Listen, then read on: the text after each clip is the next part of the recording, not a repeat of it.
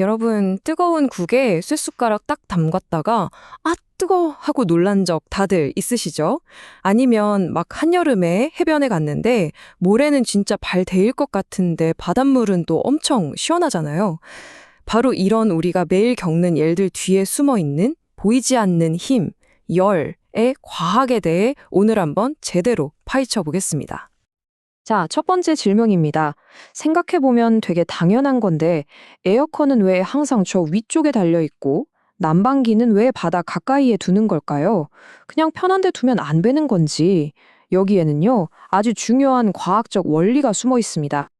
이것도 마찬가지예요. 뜨거운 국을 젓는데 이상하게 금속으로 된 국자나 숟가락은 금방 뜨거워지는데 나무 국자는 멀쩡하잖아요. 이것도 그냥 우연이 아니라는 거죠. 그리고 마지막으로 이거요. 똑같은 태양 아래에 있는데 왜 모래는 그렇게 뜨겁고 바닷물은 시원할까요? 이 모든 질문의 답은요. 열이 도대체 어떻게 움직이는지를 이해하는 데에 있습니다. 지금부터 그 비밀을 하나씩 하나씩 풀어보겠습니다. 자, 이 수수께끼들을 풀 첫 번째 열쇠, 바로 열은 가만히 있는 게 아니라 세 가지의 보이지 않는 길, 말하자면 고속도로 같은 걸 타고 끊임없이 움직인다는 사실을 아는 겁니다. 그 첫 번째 길은 바로 전도입니다. 전도. 이건 마치 도미노가 쓰러지는 것과 같아요. 뜨거운 쪽의 입자가 막 진동하면서 옆에 있는 차가운 입자를 툭툭 치는 거예요. 그럼 그 옆 입자도 진동하고 또 그 옆을 치고 이렇게 열이 차례차례 전달되는 방식이죠. 주로 딱딱한 고체에서 많이 일어나는 현상입니다. 우리가 뜨거운 프라이팬에 계란을 익히거나 냄비 손잡이가 뜨거워지는 거, 이게 다 전도 때문이에요. 아, 그리고 우리나라 전통 난방 방식인 온돌 있잖아요. 아궁이에서 불을 떼면 그 열이 구들장이라는 돌을 타고 방 전체로 쫙 퍼져나가는데 이게 바로 전도의 원리를 아주 기가 막히게 활용한 예시죠. 두 번째 길은 대류라고 합니다. 이건 액체나 기체, 그러니까 흐리는 애들한테서 일어나는 현상인데요. 되게 간단해요. 뜨거워진 공기나 물은 가벼워져서 위로 슝 올라가고요. 반대로 차가운 건 무거우니까 아래로 스르륵 내려와요. 이렇게 빙글빙글 순환하면서 열이 전달되는 방식입니다. 주전자에 물 끓일 때 보면 물이 막 부글부글 끓으면서 위아래로 섞이잖아요. 그게 바로 대류고요. 더 크게 보면 지구의 바람이나 해류 같은 거대한 날씨 변화까지 이 모든 것의 배후에는 바로 이 대류라는 거대한 엔진이 돌고 있는 겁니다.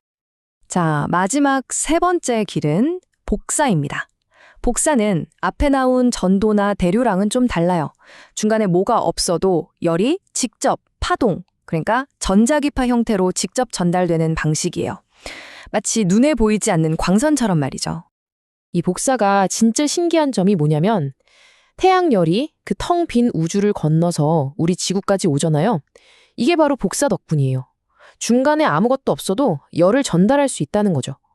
우리가 캠프파이어 옆에 가만히 서 있기만 해도 얼굴이 따뜻해지는 거, 그것도 바로 이 복사열 때문입니다.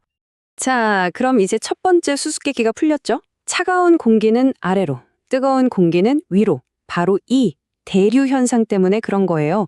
에어컨을 위에 달아야 차가운 공기가 방 전체로 싹 퍼지고 난방기는 아래에 둬야 따뜻한 공기가 위로 올라가면서 방을 효율적으로 데울 수 있는 거죠.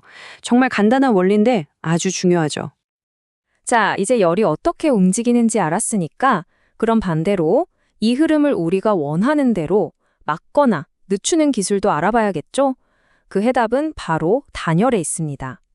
맞습니다. 단열. 우리가 원치 않는 열의 흐름에 맞서는 아주 강력한 비밀 무기라고 할 수 있죠. 이게 바로 그 원리를 보여주는데요. 겨울에 입는 오리털 점퍼가 왜 따뜻할까요? 그건 솜털 사이에 공기층이 갇혀서 전도랑 대류를 막아주기 때문이에요. 보온병은 아예 진공 상태로 만들어서 전도와 대류를 원천 차단하고 반짝이는 은도금으로 복사열까지 반사시키죠. 심지어 우리 전통 한옥의 두꺼운 흙벽까지도 알고 보면 훌륭한 단열재 역할을 하는 과학 그 자체입니다. 이걸 보니까 두 번째 미스터리도 바로 해결되네요. 금속은 열을 아주 잘 전달하는, 그러니까 열 전도율이 높은 훌륭한 전도체고요. 반면에 나무나 플라스틱은 열을 잘 전달하지 못하는 일종의 단열재 역할을 하는 겁니다. 그래서 쇠숟가락만 뜨거웠던 거죠. 근데 열의 이야기는 여기서 끝이 아닙니다. 열은 그냥 이동만 하는 게 아니거든요. 우리의 마지막 수수께끼를 풀어줄 또 다른 중요한 능력들을 가지고 있어요. 그 첫 번째가 바로 비열이라는 개념인데요. 말이 조금 어렵죠? 쉽게 말해서 어떤 물질의 온도를 1도 올리는데 얼마나 많은 에너지가 필요한지를 나타내는 값이에요. 이게 바로 해변의 미스터리를 푸는 열쇠입니다. 바로 이겁니다. 물은요, 비열이 엄청 높아요. 이게 무슨 말이냐면 온도를 1도 올리려면 정말 많은 에너지가 필요하다는 뜻이에요. 쉽게 말해 잘 안 뜨거워지는 체질인 거죠. 그러니까 태양열을 아무리 받아도 천천히 데워지는 거예요. 근데 모래는 어떠냐? 비열이 낮아요. 조금만 에너지를 줘도 온도가 팍팍 올라가는 거죠. 그래서 금방 뜨거워지는 거고요. 열의 또 다른 신기한 능력은 바로 물체를 팽창시킨다는 겁니다. 열 팽창이라고 하죠. 물체가 뜨거워지면 그 안에 있는 작은 입자들이 막 더 활발하게 움직이면서 서로 밀어내요.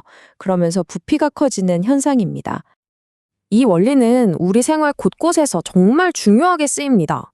다리나 철로 중간에 틈을 일부러 만들어 두는 거, 여름에 뜨거워져서 늘어날 공간을 미리 주는 거고요. 우리 집 보일러 온도 조절 장치 안에 들어있는 작은 금속 조각도 이 원리를 이용하는 겁니다. 정말 똑똑하죠?